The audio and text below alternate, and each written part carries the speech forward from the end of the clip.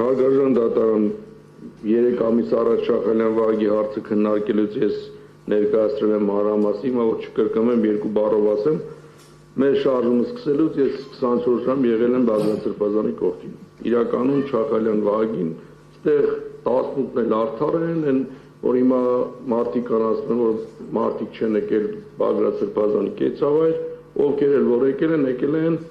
Սահմանադրությունով եւ օրենքով պլանավորելու անունազանդության ակցիաներ։ Բայց Շախալյան Վահագին ես եւս քանի որ 3 ամիս անցել է կրկնել, որ Շախալյան Վահագին հանդիպել ենք կառավարության դիմաց, երբ որ Շախալյան Վահագը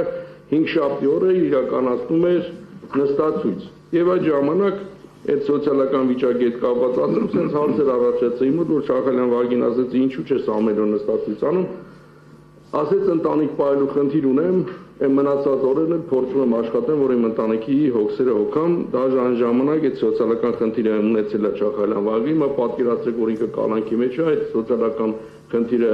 ոնց է մեծացել եւ ինչ խնդիրներ կունենա, ես միանում եմ պաշտպանների միջնորդությանը եւ խնդրում եմ, որպեսզի Շախալյան Վահագի կալանքը փոխվի վարչականի։ Շնորհակալություն։